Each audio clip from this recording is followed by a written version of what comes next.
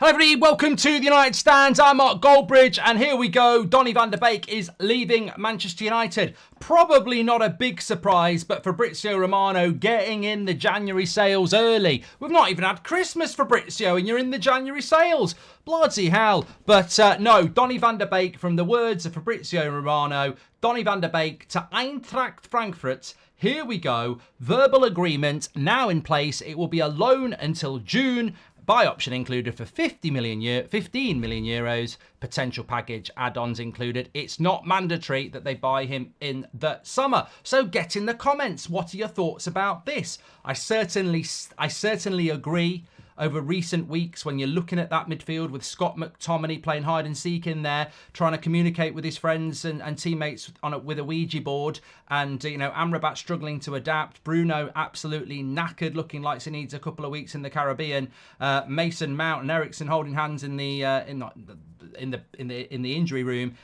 Maybe Donny van de Beek should have been given a run out, but the decision has been made. This is the guy that made Donny van de Beek as well, Erik ten Hag, but he never was tempted to even give him a chance this season, which I think speaks volumes. My opinion on this is that Donny has just run out of time at Manchester United. I was looking at the live chat the other night and people were saying, get him on, give him a chance. And Donny van de Beek of Ajax fame, of the player that we bought, I'd be throwing him in at the moment. That midfield really does need a player like Donny van de Beek at Ajax, but you've got to trust the fact that maybe Solskjaer bought him and didn't really want him. But Erik ten Hag has had, 18 months with him and doesn't think he's that guy. Now, I said it when Ten Hag came into the job and Donny was still here. I said if he can't make it at Man United with Erik ten Hag as his coach, he's never going to make it. And I think you've got to trust the fact that under two managers, he just hasn't cut the mustard. And it's very sad. I mean, I remember specifically, we've had Fabrizio on the show for years, and I remember talking about Donny van de Beek to Manchester United before it was even a thing with Fabrizio, and we were both saying what a good signing he could potentially be. But sometimes you buy players like Van der Beek, Kagawa, Juan Sebastian Veron, and you think that's a perfect fit, and it doesn't actually transpire to be. So I think it hasn't worked. I think it's right to move him on. I do suspect there'll be some people in the comments when I read them in a minute where people are saying we should have given him more time, etc. But I actually disagree. I disagree. I saw something about a youth player, Aronson, being promised first team football and he's not had it. And people are saying what a mistake that is. And I just think, let's get it in the real world. Erik ten Hag is assessing these players. If he doesn't think Donny van de Beek's up to it, Solskjaer didn't either. He's tried a few young players this season, Mabry, Mainu. I mean, he can't just chuck loads of young players into a team if he doesn't think they're ready. I know we're not getting the results, but I do trust Ten Hag on these decisions, and I just think it's a pile-on to say, oh, he's getting it wrong, he's getting it wrong, he's getting it wrong. Look, the deal itself shows you what the rest of football thinks of Donny van de Beek as well. I mean, this is a loan with no obligation to buy. If they do buy, it's a 15 million euro deal, which, let's be honest, is less than what we played for Malacia. I mean, Donny van de Beek's not 32. He's still in his 20s. He's still a viable option for people, but his career has fell off a cliff. He was a Dutch regular. He was a Champions League semi-finalist. He was being looked at by Real Madrid when we swooped in. So his career is on a downward trajectory, and this is the level of what Donny van de Beek is going to. He's not going to Barcelona. He's not going to PSG. He's not going to AC Milan. He's going to Eintracht Frankfurt in the Bundesliga, and that is probably a good move for Donny van de Beek. I think a Premier League move would have been a mistake. I think he's clearly struggled with the pace, tenacity and speed which is also pace of the Premier League. And I think the Bundesliga, as I said before, Mkhitaryan, Kagawa, we've had players from the Bundesliga that look really good and then they struggle in the Premier League. We've seen it with Havertz as well. So Donny van de Beek, it would not surprise me if he went to the Bundesliga and Eintracht Frankfurt and did quite well. And I think that's what we've got to hope for. That is what we've got to hope for. I don't know what his wage is, but I would say it's somewhere between 130 and 200 grand a week. It's a wage that needs to go. I know there'll be people in the chat saying, oh, this is a fire sale. We're just getting rid of half-decent players to save wages. And I think if we do it with Varane and Casemiro, you've got a case. But I think with Donny van de Beek, he was meant to go in the summer. He does need to go. Those wages are a waste, like some others. and removing those wages is a positive whether you're owned by Qatar or whether you're owned by the Glazers.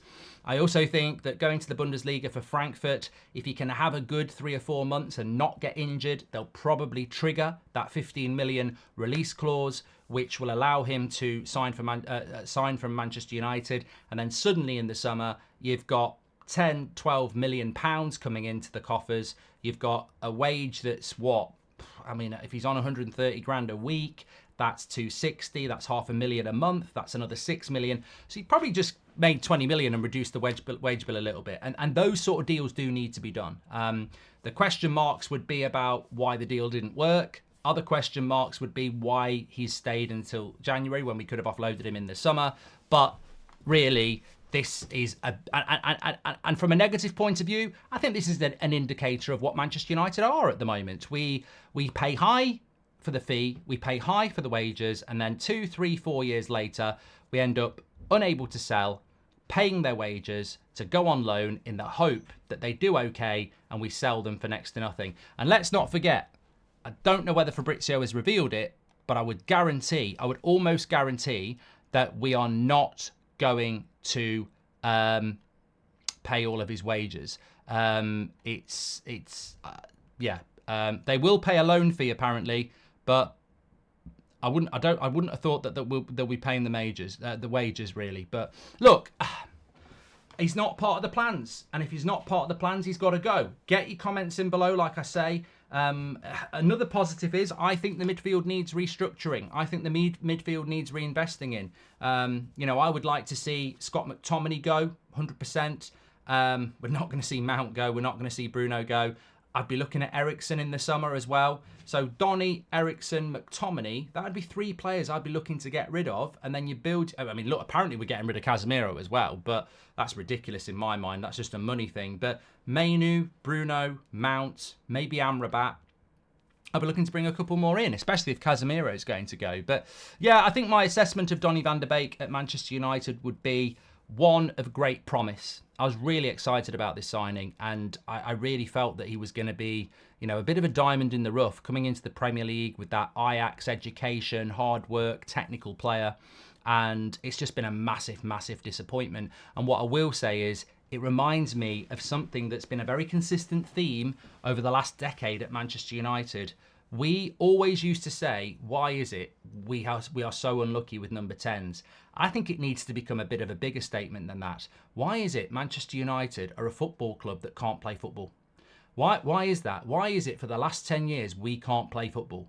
You look at Spurs, you look at Brighton, I'm not even going to mention the big teams. They can play football. Aston Villa can play football. Why is it Man United can't play football? Donny van de Beek is a footballer who likes to pass and move. Jadon Sancho is a player that likes to pass and move. I've mentioned Mkhitaryan. I've mentioned Kagawa. There are plenty of others. We seem to really struggle to adapt technical players into our team. Pellistri at the moment is a technical player.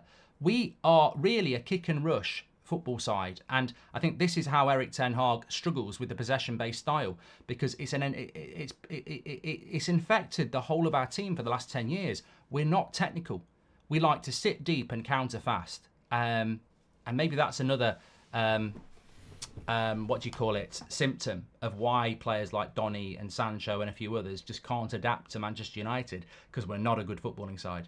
Anyway, get your comments in below. Smash a like on the video. Remember, we're back live at 7 o'clock for the Friday night show tonight. 7 o'clock live. Looking forward to that. I'm off down the pub. Get your comments in below.